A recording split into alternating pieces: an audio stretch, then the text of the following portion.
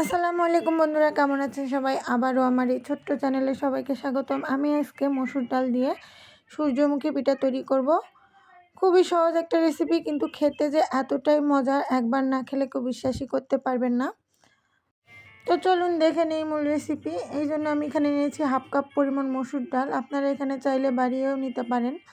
আর মসুর ডালটা আমি ভালোভাবে ধুয়ে নিয়েছি। আর এখন এটাকে আমি ফ্রাই প্যানে দিয়ে দিচ্ছি।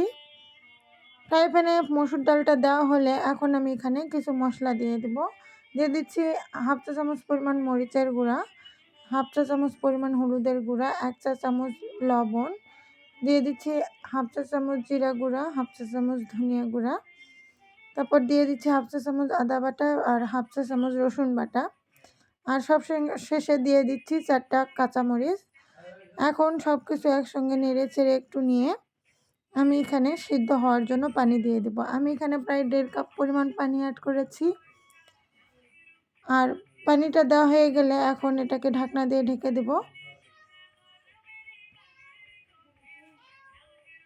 আর এটাকে মিডিয়াম হিটে আমি সিদ্ধ করে নেব। মিডিয়াম হিটে কিন্তু মসুরের ডাল খুব ভালো সিদ্ধ হয়। তো যখন এটা সিদ্ধ হয়ে যাবে, দেখতেই পাচ্ছেন কতটা সিদ্ধ হয়ে গিয়েছে, তখন আমি এই চুন্নি দিয়েই এটাকে ভালোভাবে নেড়ে চেড়ে নেব। আপনারা চাইলে ডাল ঘুটনি দিয়েও এটা করে নিতে পারেন। তারপরে এখানে আমি দিয়ে দেব হাফ কাপ পরিমাণ পানি। পানিটা দিয়ে এখন মসুর ডালের সঙ্গে খুব ভালোভাবে নেড়ে চেড়ে মিশে নেব। মিশে নেওয়া হলে এটাকে আর একটু জাল দিয়ে নেব, যেন একটু বলক চলে আসে। যখন এখানে বলক চলে আসবে, তখন এখানে আমি চালের আটা অ্যাড করে দেব। আর এখানে আমার চালের আটাটা লেগেছে প্রায় 1 কাপ থেকে সামান্য পরিমাণে একটু বেশি। এখন ঠিক যেভাবে আমরা চালের আটা রুটি তৈরি করার জন্য ডো তৈরি করে নিই, ঠিক একইভাবে এটাও তৈরি করে নিতে হবে। সব কিছু একসঙ্গে ভালোভাবে নেড়ে চেড়ে একটা ডো তৈরি করে নিতে হবে।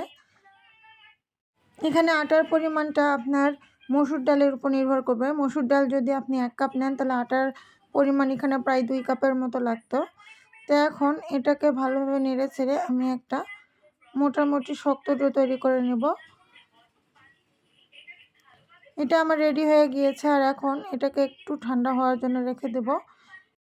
একটু ঠান্ডা হলে এটাকে এখন এভাবে হাত দিয়ে মতে নিব। মতে নিয়ে এটাকে আমি 3 ভাগে ভাগ করে নিয়েছি, যেহেতু অনেকগুলো হয়েছে আর পিঠাটা আমার ছোট, তাই এভাবে 3 ভাগ করে নিয়ে এখন ঠিক রুটি বলার মতো আমি এটাকে বেলে নিব। এটা গোল না হলেও চলবে, এভাবে আমি বেলে নিয়েছি। আর দেখতেই পাচ্ছেন কতটা আমি এটা পাতলা করেছি। এখন একটা ছোট গ্লাস দিয়ে এটাকে আমি গোল গোল করে কেটে নেব। আপনারা চাইলে কুকিজ কাটার বা বড় গ্লাস দিয়েও কেটে নিতে পারেন। এইভাবে এখানে আমি প্রত্যেকটা রুটি বেলে বেলে এভাবে গ্লাস দিয়ে কেটে নিয়েছি। আর তারপরে এই 2টা আমি একসঙ্গে নিয়ে নিচ্ছি। আপনারা চাইলে একটা একটা করেও এখানে তৈরি করে নিতে পারেন। 2টা করে নিয়েছি যাতে তাড়াতাড়ি হয়। এখন একটা চাকু দিয়ে, চাকুর মাথা দিয়ে সাইড থেকে এভাবে কোনাকুনি করে কেটে নেব। আপনারা দেখতেই পাচ্ছেন আমি এখানে কিভাবে কেটে নিচ্ছি। এভাবে এখানে আমি সবগুলো তৈরি করে নিই। আমি কিছুটা গোল গোল করেও ভেজে নিয়েছি, আর কিছুটা এভাবে সূর্যমুখী পিঠার মতো করে তৈরি করে নিয়েছি। এই পিঠাটা বানাতে একটু সময়ের দরকার। প্রথম করতে একটু সময় লাগবে, পরে গিয়ে এটা তাড়াতাড়ি হয়ে যায়। আর এভাবে এখানে আমি অর্ধেকটা তৈরি করে নিয়েছি। আর এখন এগুলোকে আমি ভেজে নেব। এগুলো ভাজতেও বেশিটা সময় লাগে না, 4 থেকে 5 মিনিটের মধ্যে এগুলো ভাজা হয়ে যাবে। তো আমি এখানে কড়াইয়ে তেল গরম করে নিয়েছি। আর কিছু পিঠা আমি আগেই গোল গোল করে যেগুলো নিয়েছিলাম ভেজে নিয়েছি। আর এখন এই সূর্যমুখী পিঠাগুলো এক এক করে ভেজে নেব। তো বন্ধুরা, আমার এই ভিডিও আপনাদের ভালো লাগলে অবশ্যই চ্যানেলটি সাবস্ক্রাইব করে পাশে থাকার অনুরোধ রইল। আর যারা সাবস্ক্রাইব করেছেন তাদেরকে অসংখ্য ধন্যবাদ। আমার পিঠাগুলো ভাজা হয়ে গিয়েছে, তুলে নিচ্ছি। আর এভাবে আমি সবগুলো পিঠা ভেজে নিয়েছি। এই শীতে একবার হলেও এই পিঠাটা বাসায় তৈরি করে দেখবেন, খেতে যে এতটাই মজা।